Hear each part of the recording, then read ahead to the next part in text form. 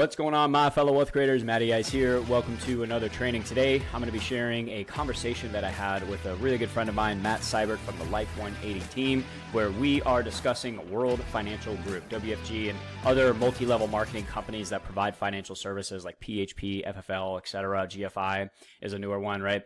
And we're just talking about some of the red flags that you need to be aware of, some things that are often not disclosed to people before they sign up to these companies. And they're just things you need to be aware of because I got to tell you, I'm not a fan of these types of companies whatsoever. At the end of the day, you got to make the best decision for you. Maybe it makes sense, but I think this is an important conversation to listen to, so that you're not just only bombarded with all the great stuff about WFG and these other companies and this luxurious lifestyle that you're going to be able to live while you're helping people with their finances, which you're not, because they sell an awful product called Index Universal Life. That's the primary product that they sell to people, that they sell to their agents as well. And a lot of times agents don't even know what they're buying, what they're selling, what the risks are, what the risks involved are. And it's just going to hurt a lot of people in the long run. So these are just things that you want to be aware of. So if you're considering joining a company like WFG or any of the other ones, I strongly recommend that you watch this video to the end so you hear the other side of it, the other side of the story, not just the good stuff, how it can change your life while you're changing other people's lives. Listen to the other side of the story, because Matt Seibert used to be in a company like a branch off of WFG. And he was in it for a long time. He built a really large organization. He was very successful at it. He left it once he realized what was going on, once he understood how IUL works, which is what he had been selling for a long time. And so, he's sharing his experience with companies like this. So I strongly urge you to stick to the end. All right. So with that said, let's jump into the conversation. Feel free to leave any feedback down in the comment section below. We'll go from there. All right. Enjoy. All right. We're going to try this again. What's going on, my fellow wealth creators? Matty Ice here. Welcome to another training. We're going to have a really, really good conversation today about WFG, PHP, FFL, the new one's GFI, like these multi-level marketing financial services company that promise that you're going to make all this money while helping a ton of people.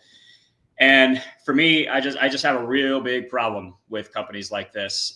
Not necessarily because they're network marketing. I'm not really opposed to that and like recruiting and building a team necessarily, but it's all the moral hazard involved with these companies. And I just don't think, just like, on my channel, I talk a lot about IUL, which I'm not a fan of at all. People buy IUL without really knowing what they're buying. I think it's the same thing with these multi-level marketing companies, where they don't really know what they're joining, like what they're actually becoming a part of, the products that they're selling.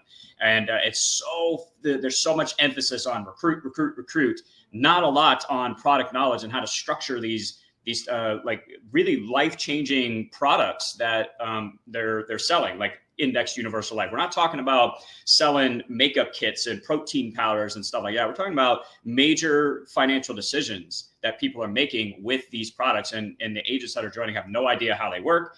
They're buying them themselves too without knowing how they work, even before they're licensed. And there's just so many things that I think you need to be aware of before you join a company like this. The three main things that we're going to discuss, among a few others, but we're going to talk about the commission structure in these companies, why that doesn't make sense. They can be pretty awful. The fact that you don't own your own business as well. We're going to talk about the moral hazard of selling their primary products, which is Index Universal Life Insurance, and the massive amount of damage that product can do to people. And here's the thing: I don't think I think most people, Matt, I think you would agree with this too, is that are interested in joining an opportunity like WFG, PHP, whatever. They actually do want to help people, right?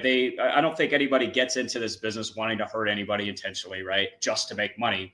But oftentimes people don't know what they're actually selling to people when they join a company like WFG or whatnot, with these IULs and stuff. And that's really what I want to discuss in this video. And there's no better person to talk about this topic than with Mr. Matt Seibert here from Life 180. He's an awesome mentor, beast of an agent over at Life 180, and he has a background in these companies with WFG. And so I think you're the perfect guy to talk about this. So I really appreciate you being here. Yeah, thanks for having me on. Yeah, for sure. So let's get started with start with your background a little bit. How you got involved with which company, and what was the journey to you discovering that something's not right here.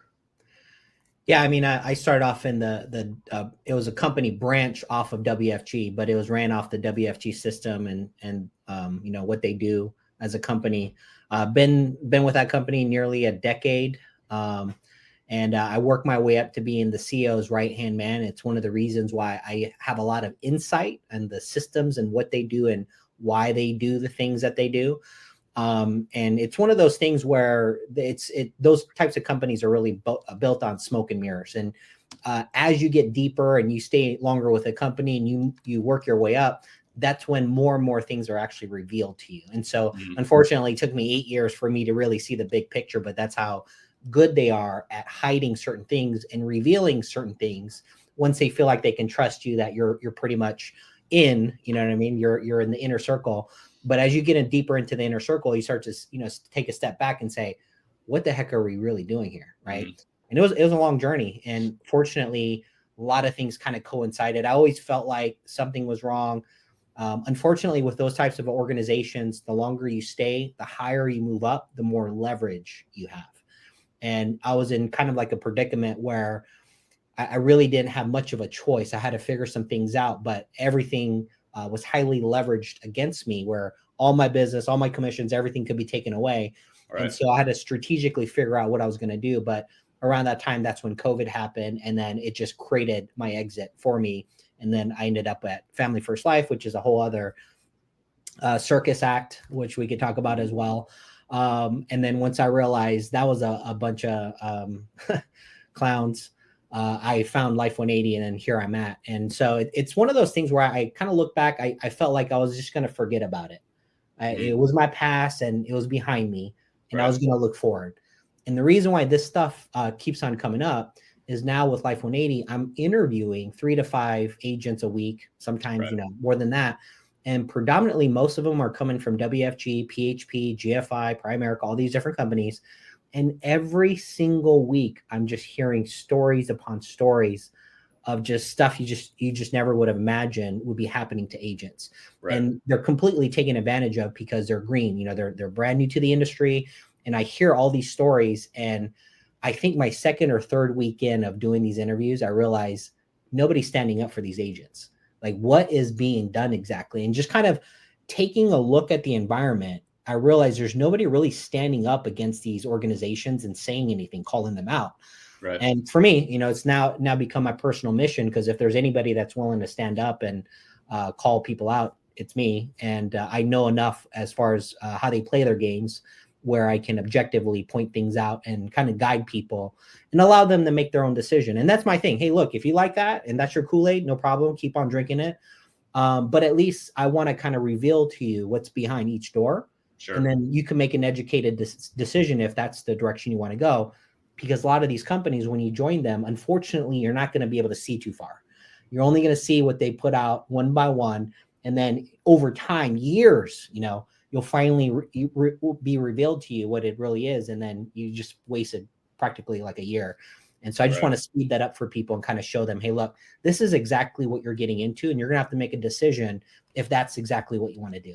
Right. And what I find, over 99.99999% of people, when I kind of explain what they're going to go through, they say that's not for me.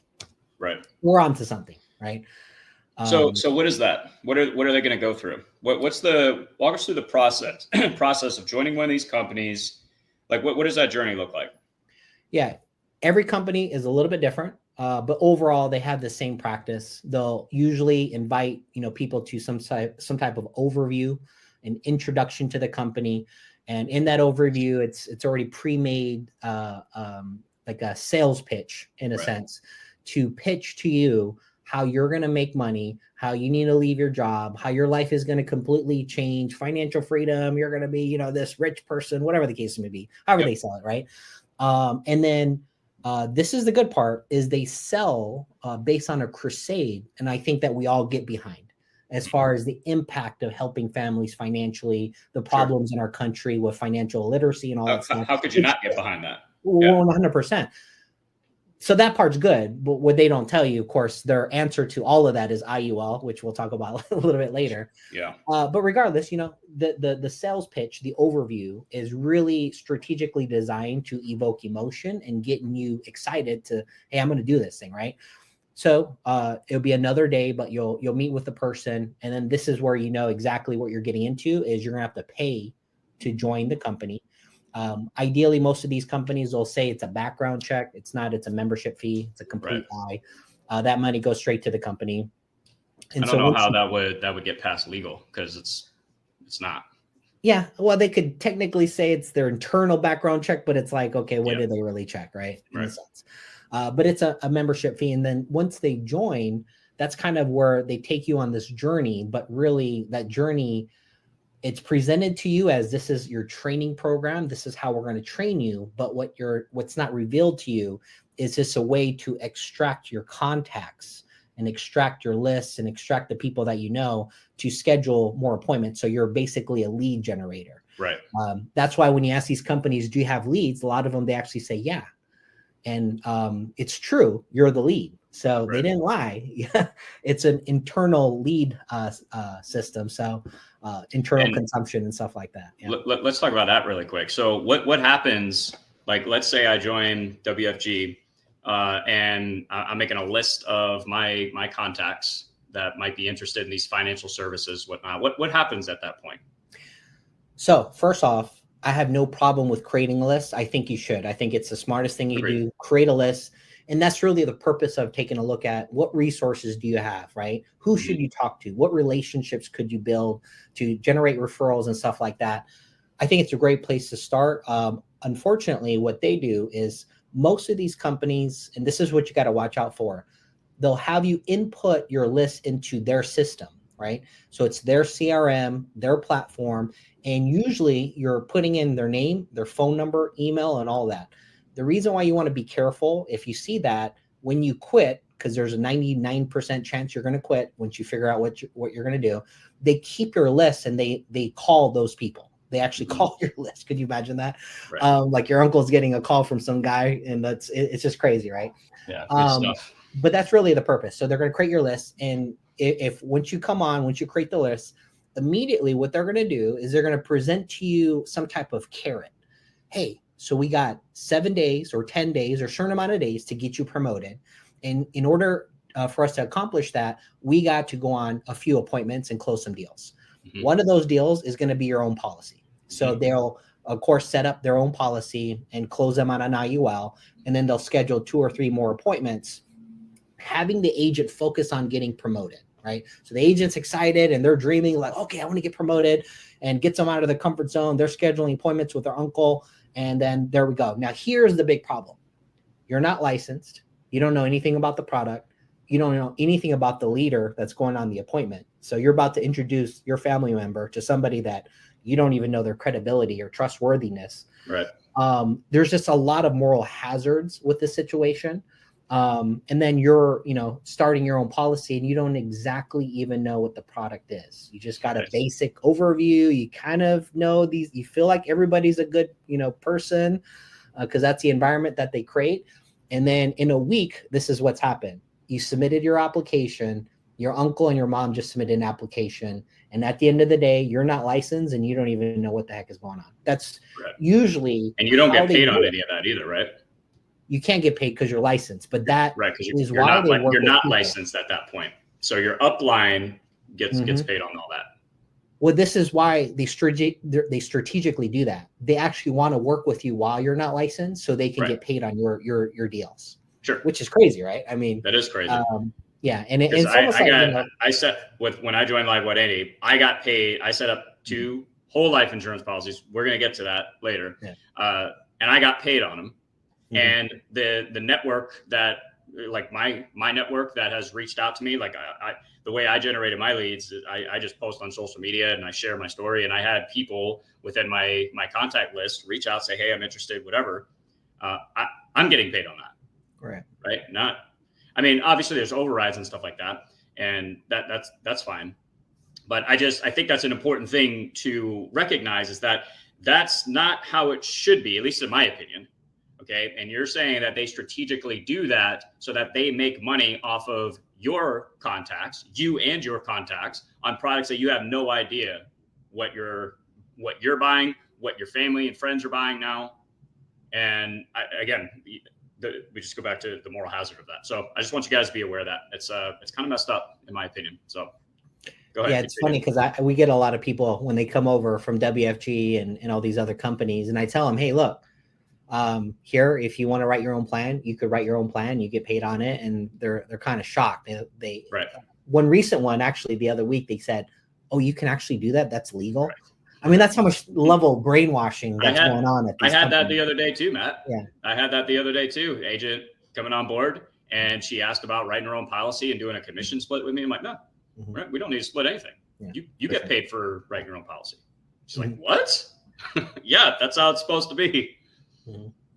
Yeah, everything in their system is built on speed. In a short amount of time as possible, getting people through their system. And really, ultimately, what that equates to is faster sales for the agent, but you're screwing the agent that you just recruited because they don't really get any commission off of it. They're not even licensed. And the reason why they do that is they realize that once people realize like what's happening in the company, they'll probably quit. So they try to go on appointments as fast as possible, get the commission. And by the time you quit, they already made some money. And that is the problem. Man, that hurts. That hurts. Let's talk a little bit about the commission structure. From what I have heard about these companies, the commission structure for actually selling the products and services is not very good, at least in the beginning.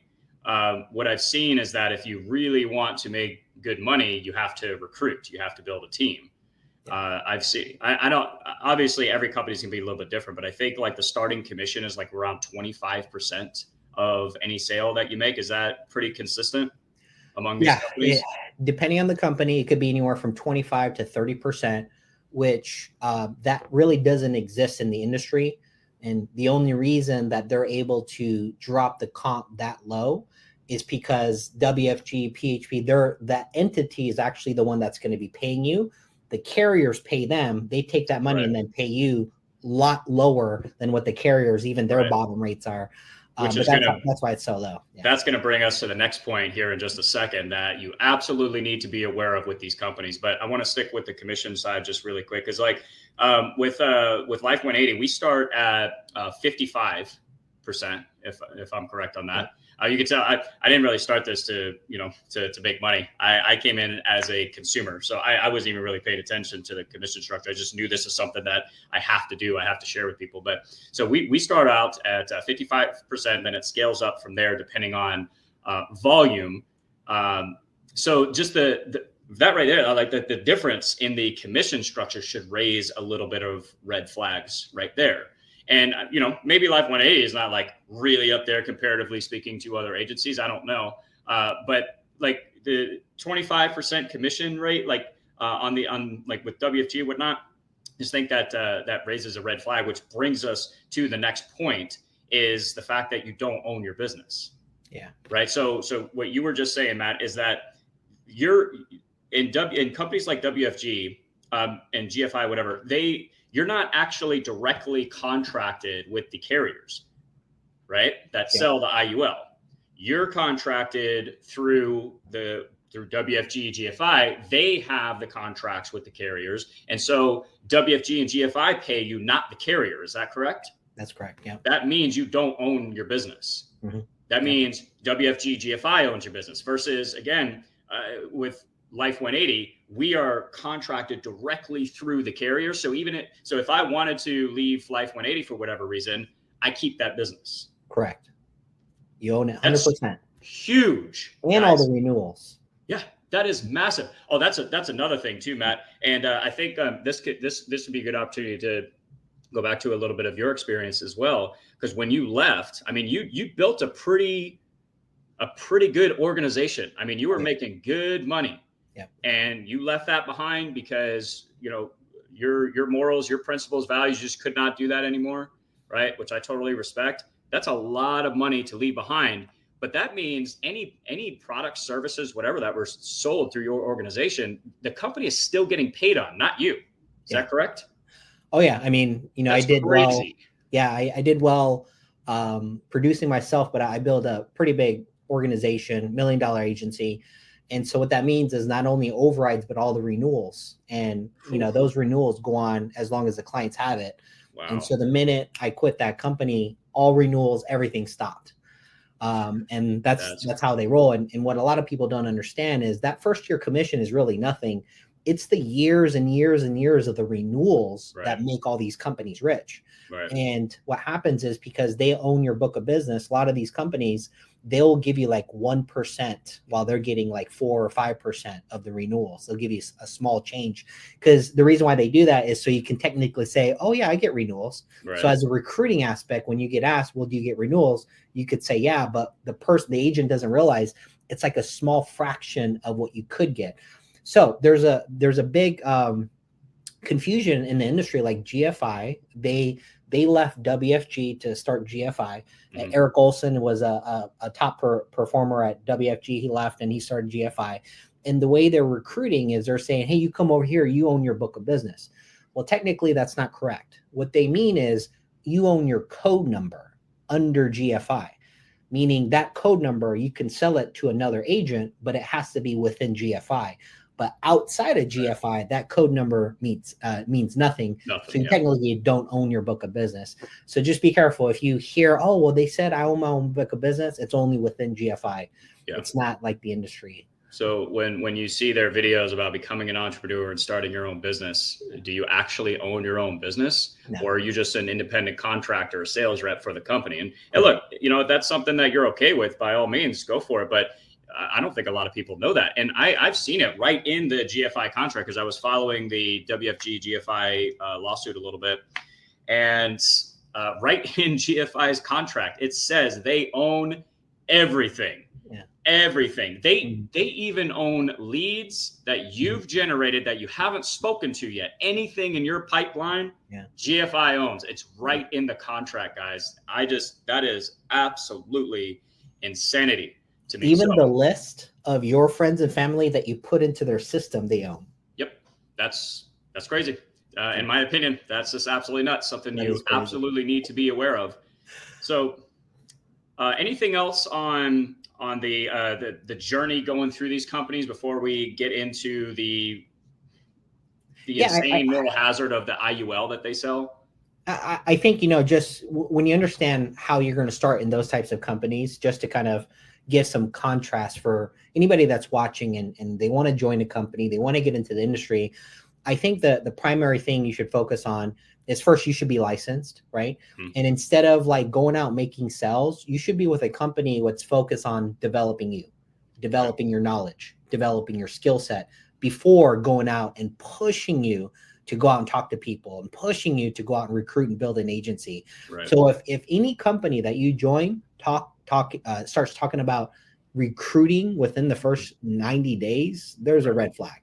Yeah. There's a massive problem. Or if recruiting is a requirement within the promotion guidelines, massive red flag. It should not be a requirement.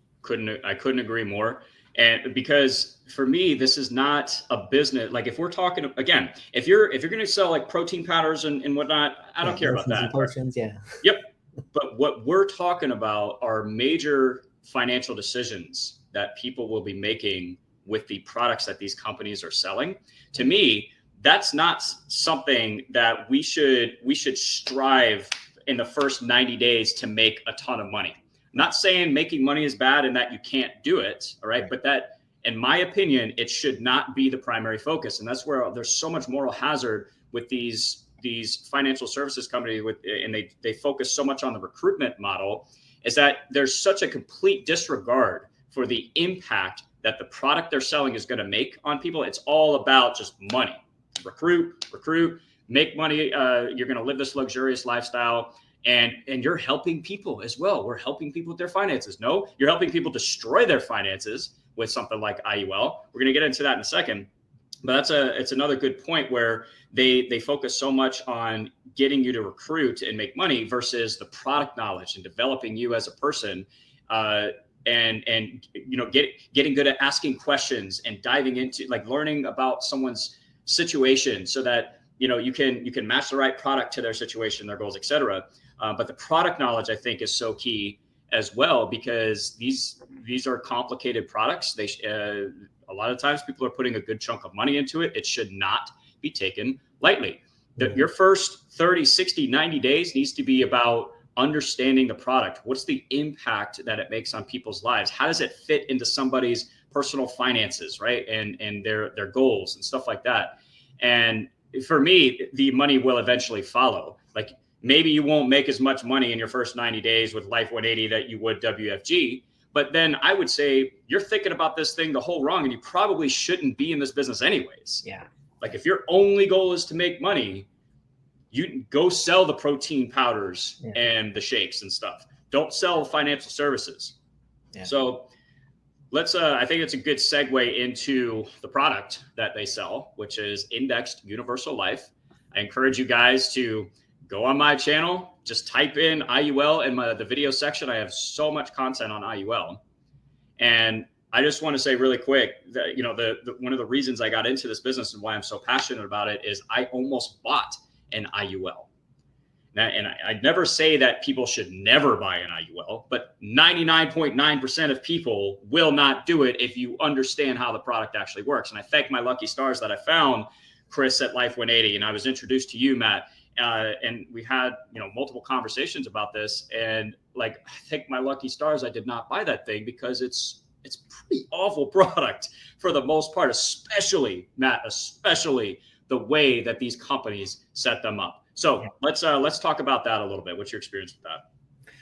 Well, I have to admit I am a recovering IUL, former IUL agent. I sold IULs for many years.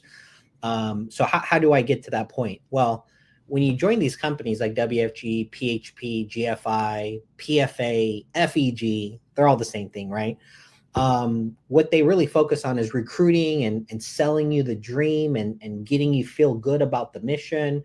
And you forget that they didn't teach you anything about the product. Right. And it kind of escapes you, right? Right. And next thing you know, you feel so good about who you're with and your buddies and your brothers that you don't question the product because of trust is built. It's all a game, by the way. It's all by design. And that's kind of where I felt. I was, invited with welcome arms and recognized and all this stuff. And, you don't even question the people that you built a relationship with, because it's like, oh, yeah, why would they lie to me? They're such good people, faith and all this stuff. Who the heck would do this? Church going and all this? There's no way. Well, I hate to tell you. Yeah, who would sell a financial product that actually hurts people? I hate to tell you. It is the overarching. This is why they use IUL. The overarching perspective on these companies is the end justifies the mean. So for those that don't understand what that means, the end justifies the means. So it's basically when you have a goal, right? And you want to achieve the goal so bad. And with most of these companies, it's making money, hitting promotions, commission records. So, he did 30 a month. I'm going to do 40 a month, right? So you want to achieve those so bad, and it's pushed on you to achieve these so bad, make all these sales and promotions, right? And recruit this amount of people, that when I say end justifies the means, is no matter what, you're going to make sure that end is met, no matter how acceptable it is, regardless of if it's unethical or immoral. It doesn't matter, as long as you hit that end. And that's really the overarching culture of these companies. They don't care how we do it, as long as you do it. It's not about how you recruit, as long as you recruit. It's not about how you sell, it's just as long as you made a sell. Sure. And this is why IUL makes a perfect vehicle, because it's over marketed. It looks sexy when you look at an illustration. Mm-hmm. It sounds great, right? It's like a sexy looking thing, but when you pop open the hood, it's a bunch of junk.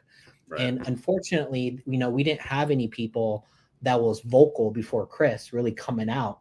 And I'm telling you, all these IUL agents, they think, I see some of the trolls that go on your channel, and these neophytes, they actually think they know what they're talking about. They've been in the industry under 2 years. In the recent months, I've had conversations with lawyers that specifically go after IUL companies. I've had conversations with product designers which actually directly created policy loans and products in the IUL. And when you're talking to these types of people, they have insight and knowledge. You're not going to find this insight and knowledge on YouTube. You're not going to find it at your IMO. You're not going to find it at your carrier. So the question is, it's like, how much do you really know about IULs, right? Where is this knowledge coming from? Is it coming from Doug Andrews? Is it coming from the carriers? Because I can tell you this, that's only a small percentage of the knowledge of what's really going on, right? Yeah. When you look at the big picture, the surface, without a doubt. And it's even smaller when you're with WFG and a lot of these companies because they don't really go over the product. So now you're selling this product, the sales pitch, upside potential, no downside risk and tax-free and all this stuff. They tell you what you need to know in order to sell it. Make it sound 100%. Sexy and sell it. That's it. 100%. But not how it actually works. Exactly. Selling on concepts, all upside, but they never talk about the downside.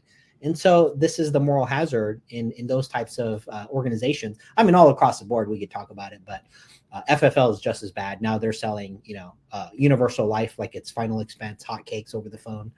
But that's the problem is the product itself. When we look at it long-term, when I sold IULs, I started in 2013. Very few agents have that many IULs they can look and actually see it, right? And when I look at it, I've looked at a lot of different structures. Now, was all of mine properly structured? I could probably done a little better, right? So I negated the fact of how it was structured. And I looked at, well, what was the crediting looking like? And this is what I find. It's exactly what Chris talks about. It's exactly what a lot of these people that study IULs talk about, is because these carriers have the control to change the performance of the product. Guess what I saw with a lot of my clients' IULs? Exactly that. The first version that I sold, IUL, they discontinued it, came up with a new version. Why do they do that? It's because with the new version, they can have higher caps, higher percentages, more bells and whistles just to get you in. But after 3 or 4 or 5 years, they start removing it. Yep. So I remember Brian, the guy that sells IULs, right? He said something the other day on a Facebook post. He said, oh, well, I had one IUL one time. I saw it. It's like a freaking unicorn that you saw, like, wow, I saw it once, right? It's like something that you never see again, right? He said something like, I saw this IUL deliver 138% return. And it would take whole life, years to catch up with that one. Okay. So it sounds great. But when you look on the cash on cash, 135% of $50 is nothing, right? Yeah. Percentage of what exactly? Right. And when you look at the IUL and you break down the illustration after you've seen it, go for many, many years, it's like these percentages don't actually mean anything. First of all, they're all gross numbers, right? Yeah. And it's after the expenses. So when you actually look at the cash on cash, this is what I found. IULs probably do around 0.5%, 1%, maybe 1.5% better than whole life. That's about it. And that's really what they're designed to do, if you really think about it. Right. So the question is, with that much, rate of return potential increase, why would you take on that much risk and uncertainty, lack of control?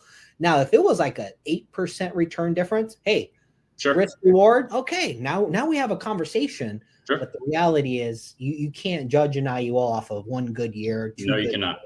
And I remember having, I didn't have a direct conversation with him, but I remember he was posting in the comments during one of our live chats, the weekly panel. And I asked him, why would somebody ever purchase an IUL for the upside potential downside protection when you can get that in a whole life product? Because guys, just so you know, you can do that. The whole sexy IUL proposition of upside potential downside protection, you can get that in a whole life product. And that is one of the carriers that we work with at Life 180. So if you're like really drawn to that, you can do that with whole life. I have plenty of training on that. But he said the reason that people wouldn't do that is because of all the additional upside potential that IULs would have. And he quoted like one of his IULs did 19% 1 year. Oh, can whole life do that? And I said, you know what? I don't care if that's what it did that 1 year. There's no way. So like basically you're selling IUL on the fact that it got 19% 1 year. You can't do that. It'd be like me saying, hey, look at this brand new 3-month-old cryptocurrency over here that just did 1,000% in 1 week. Yeah. I'm an expert. 3-month-old cryptocurrencies are the best thing in the world. They're a unicorn, magical financial product. You should put a good amount of all your retirement money into it. Like, no, that's ridiculous. So yes, can IULs have one-off good years? Yes. But if that doesn't happen again, because a lot of the times what happens with those one-off years is they have some kind of multipliers. They have 4 or 5 different proprietary indexes and all this stuff. And it's not likely going to happen again. Not to mention, if you have a 0 year with all that stuff on there, there's even like massive costs involved with that. I digress. So like the one-off years that they can have, it's just not worth it. Like you were saying, what they actually do though, 0.5%, 1%, 1.5% more than a custom design whole life is the risk reward there. The risk reward ratio is just completely off. Yeah. And I actually had this conversation with an IUL. He's not really an IUL agent, just an advocate, I guess. He's pretty product agnostic. I'm going to be doing a training with him here pretty soon. But he actually showed me an illustration of an IUL with 0 years in it, doing a withdrawal up to basis during retirement, and then doing policy loans. To me, that's more along the lines of how it should be illustrated, but I still wasn't sold on it. Like it's still all the things that can change, that can go wrong. The risk reward profile is not there. It doesn't make any sense. And so what's how much risk do you want to involve with your finances? And that's what you're doing with these IULs. All right. Here's the thing. If you can't tell me the difference between cost of insurance and net amount of risk, you got no business selling people an IUL. Yeah. How does the call options budget work? Okay. How does the cost of call options work? How do the Fed Reserve interest rates impact those two things, right? What happens with participation rates, cap rates, spread charges, like if you can't explain that stuff, what are you doing selling IUL to people? Right. Because this is something that you have to manage like a hawk. It is not this set it and forget it product that it's sold to be. Like it's just, you can never, Matt, I've heard agents say that you can never lose money in an IUL. Yeah. Absolute insanity. And this is the product that these companies are selling. Like, I guess my question would be, is that something you really want to introduce your family and friends to? Yeah. I don't know, man. There's a lot of moral hazard there. And unless you're going to manage it for them like a hawk, then you got no business selling that. And it's really sad to me the way that these companies promote that, and they recruit it as this product that's going to change people's lives. You know, you're helping people build wealth, and they don't they just don't. A lot of people just don't know what they don't know about it. They think they're doing the right thing, but then you find out maybe not, right? And you know, I've spoken with Ian about this too. He came from WFG.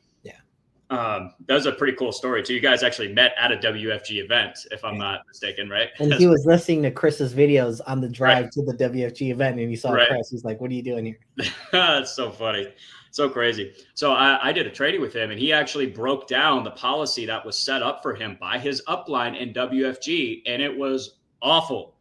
It was target funded, which most of them are. And here's the thing: is even when they're structured properly, that's all fine and dandy, but the client, the policyholder, still has to fund it correctly as well. And if they don't, it doesn't matter how you structure it. That thing can absolutely blow up in people's face. Yeah.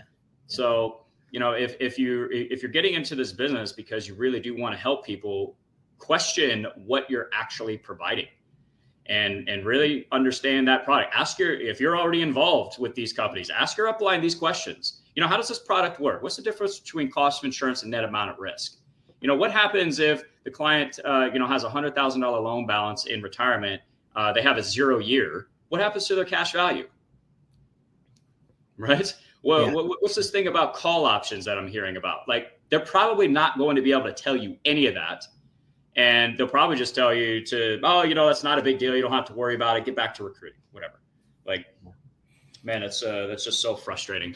And it's one of the things that drew me to Life 180, because, you know, I saw Chris's video before I purchased the IUL. And I think that's what stopped me from buying the IUL, because like you were saying, there's not a lot of content about the other side of the story with IUL. It's all the smoke and mirrors stuff, surface level stuff that makes it look and sound really good. And it's easy to drink that Kool-Aid. And there's not a lot of opposing views because most of agents, they like selling it. And so what that would mean for an agent is they would have to let go this commission generating product that's not good for people, let go and actually do the right thing. Right. And that's really the big problem. And, for a lot of agents are like, oh man, I just love making this money, because they're totally screwing people. Right. Right. And that's just the reality is they get paid a lot more on IULs in whole life. Yeah. That's just frustrating, because I mean, you can make really good money in this business doing the right thing. Maybe not as much as fast, but you're in business for the long term anyways, right? I mean, and I assume you get into this because you do truly want to help people, but man, I don't know how, like once you're exposed to this and you're going to keep doing it, I don't know how you look at yourself in the mirror and you're okay with this, and how you sleep at night, because you're really hurting people. And is that really a legacy you want to build? I don't know. Not for me. I'd rather it take longer to make good money doing this, doing the right thing for people, than selling the highest commission product, Right. So now to kind of sum it up, it's like, okay, now WFG, PHP, GFI, all these different companies. Now what's the issue? Well, their system is designed on speed. That's what their system is built upon. In a short amount of time, get the agent recruited and in appointments and selling IULs. And because IULs are so complicated and most of these agents don't even know what it is, it's like we have a system now where we're getting brand new people pitching something that they don't even understand what it is. And so if you're thinking about joining one of these companies, like what Matt was saying, go rewind it and write down some of those questions and ask your upline, the person who brought you into the company, ask them those questions and see what they say. And if they deter you, if they say you're distracted, if they say, oh, don't worry about it, it's a complete red flag. If they say, oh, you know what, let's schedule a meeting with so-and-so, and they don't know, but they're the one that's going to go on the appointment with you, complete red flag. Right. That's exactly what happened with Ian too. Like he started asking those questions once he started watching Chris's videos, and they were dodging on a regular basis. They did not want to answer those questions. Yeah. So to me, that's a massive red flag. I'm sorry. You want me to go out and sell this major life-changing financial product without knowing what it is, how it works, what it does? I mean, screw you, dude. Get out of here. So there's a couple of final questions I just want to wrap up with. Something that I've heard before too, I've seen this on posts, is that especially when it comes to product knowledge and education within these companies, is that agents will say it depends on the team that you join within the company. How would you respond to that? Yeah, I mean, every team is a little bit different in these organizations. Some teams will focus more on product and financial concepts than others. But I would argue I've came across a lot of those teams where they supposedly focus more on product. Their product training is very surface level, and they're really focused on training you on all the upside potentials. And they rarely talk about the downside because they don't even understand the downside. Right. And, I've sat with a lot of WFG PHP agents that come over. We just brought in a whole 20 PHP agents, and talking with all these leaders and people that have experience, because I want to do my own research and I want to learn myself. Sure. And I ask them questions like, hey, in your training, did they ever train you on this? Did you ever know anything about this? And this is usually the response I get every single time. All the stuff that Chris goes through on his YouTube channel, they never talk about. All the reason why we're here is because we watched Chris's YouTube channel. He was saying things about IULs. So we brought it up. This is what they always say. We brought it up. And all we got was pushback. You're distracted. You're focused on the wrong things. You should focus on the system. You should focus on building a business. You should focus on this. And this is a response I've heard with almost every GFI, WFG, PHP, all the 3-letter acronyms. It's a common response. And so, they could focus on more financial concepts. Like I could have a training just all about all the upsides about IULs and how great it could be, and never disclose the risks and stuff like that. So technically, some teams might focus more on training on products, but it's not, effective. It's not real product training. Right. It doesn't go into the level of detail that, like, if you were to sit down with somebody and really explain the product, like here's the upside. Okay. We want to know what the upside is. But here's all the things that can go wrong as well. And you need to weigh the difference here. All right. Yes. Upside potential and what can go wrong here. And then you make an informed decision on whether or not this product makes sense. But that's what I was saying earlier in this video, is that once I truly believe that if people who buy an IUL, if they understood what can go wrong and the risks involved with IUL, 99.9% of them would not buy it. There'd be a few people that do, and that's fine. As long as you're making an informed decision, I don't care what you do with your money. But that's not what's happening the majority of the time. And that's why we're on this mission. That's why we do these videos, guys, because there's a lot of snake oil out there, man. And it's absolutely insane. Yeah. So and by the way, for all the trolls out there that are planning on leaving a comment here and not responding and all that, do me a favor. If you're going to leave a comment, something snarky or smart, why don't you post your own video on your own channel and actually articulate what you want to say versus being behind the keyboard, being a keyboard gangster. Why don't you post your own video and really post your knowledge and dispute anything that we said in this video, please. And if you want to go on a debate, let's do it. But please, keyboard gangsters, stop. Yeah. If you're out of your really mom's basement, let's get out. Let's really get out there. Let's bring it to the surface. Let's have a conversation. Yeah. That's all I want to say with that. If you're feeling brave, get on the channel, man. Anytime I go back and forth with an agent or an IUL advocate in the comments, dude, get on my channel. Let's have a conversation about it. And here's the thing: I've gotten to the point where it's not even about being right, like proving one side wrong. For me, the purpose of doing something like that would be to give people the information that they need to make a good decision, to make an informed decision. Because if they hear a whole life advocate like us and an IUL advocate going back and forth, and we're just tearing each other to shreds, right? Not only would it be, I think, very entertaining and a lot of fun, but when you hear both sides of the story, now you can really start to make informed decisions. So if you really care about helping people, like so many agents will say they do, let's actually have a conversation to give people the information they need to make the best decision. Right. I don't think there's anything wrong with that, but yeah, that's good stuff. I guess last thing I would ask you, and I'm gonna chime in on this as well, but I'd love to hear your take on it, especially since you've been on both sides now. What would you say if you had to sum it up, pretty simple? What would be the biggest difference between the agency we're at, Life 180, and company like WFG, like PHP, whatever? Like, what would be the biggest difference that people should consider if they're getting into this business? Yeah, for sure. And this doesn't even just pertain to WFG, PHP. This is most IMOs, right? Here's the clear difference. Most companies that you join in this industry, they run it like a Salesforce. When you join, they have a lane for you to swim in. You swim in their lane, you sell their widget, how they want to be sold. That's basically all the different companies. Now it's a difference of which widget do you like and which lane you want to swim in.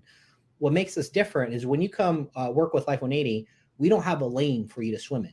We are not a Salesforce. We treat our company more like a university, where our main priority is to develop your knowledge, get you to know what you're talking about, right? Help you become who you need to become so you're successful in this industry. And then from there, we help you decide what lane do you want to swim in, like create your own lane. So instead of us pushing upon you our ideals and this is what we do and how we do it, it's more like, let's train you, let's develop you.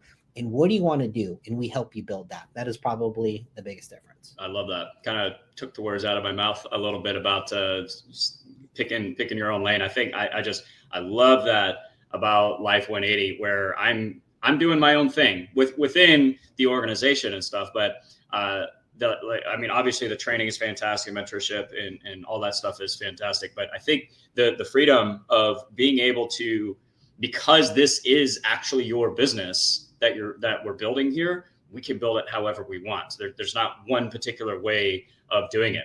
For me, I take more of a passive approach, similar to Chris, where I love creating content. I love educating. I love sharing my journey. Like, hey, this is what I learned about this product today. This is how I'm using it in my life. This is how it's benefiting me. This is what you need to watch out for, right? And building my business that way, versus there's going to be other people that, they want to do the cold calling. They want to buy leads. Maybe they have a different social media strategy, whatever. And also maybe a different niche, a different angle that they want to utilize and take advantage of, right? I think that the flexibility of that is just huge, and it's just been awesome. So yeah, that reminds me of one more key point. A lot of these organizations, they're teaching you their widget, right? And it's about chasing people. Or here, we're teaching you how to attract people. Right. And if you had one business or the other, I'll tell you, attracting people is a lot more fun than going out chasing people. I'll tell you that. I'll tell you, to add to that, it makes the conversations that you have with people so much better, so much easier as well. Like when I have somebody book a call or reach out to me, whatever, about, like, I literally just had somebody reach out to me from my marketing agency, asking, like, because he saw one of Chris's videos, one of our panels, he saw me on there, he's in the industry. And so now we're having a conversation about that. But I'm not pitching anything. I'm just sharing my experience. And it's the same thing when I get on calls with people about, they want to discuss the infinite banking concept, or, okay, so how does this whole life thing work? Whatever. They've seen some of my videos. Like, I don't feel like I need to handle objections, or like I need a really sophisticated sales presentation and like I have to convince somebody to do this. Like, I'm attracting them. They already consumed a piece of content. They're on that journey. They saw a video I posted. They booked the appointment. It's just a much easier conversation. And I'll finish up with, like, because that just reminded me of another thing that I just can't stand about these companies is some of the sales training. I actually saw this within, I don't know that I should say the specific name, although he's really big in the organization, but whatever. It was within WFG, and I was watching this training video where he sat down with this couple, of course, it's staged or whatever, and the way he was talking about handling objections, and you never answer you always answer a question with a question, and it's just like always dodging people's questions about stuff. It was so shady, man. Oh my God. It was really uncomfortable to watch. And I just can't ever see myself like trying to make a living doing something like that. Like, I want people to have questions. I want to answer their questions. I want to just share my journey. Here's what's working for me. Maybe it can work for you, maybe not. When I get on a call with people, I look for reasons to disqualify them. Like, I've told that to many people, like, yeah, this just doesn't seem like it's a good fit for you right now. Right. So having the flexibility within Life 180 to do stuff like that and kind of do it your own way, I think is really awesome. So anyways, awesome conversation, man. I think this is really good stuff. We'll probably have more as we engage with other agents, across these different companies and stuff. New things are going to come up. I think there's a lot of really valuable information. I really appreciate your time.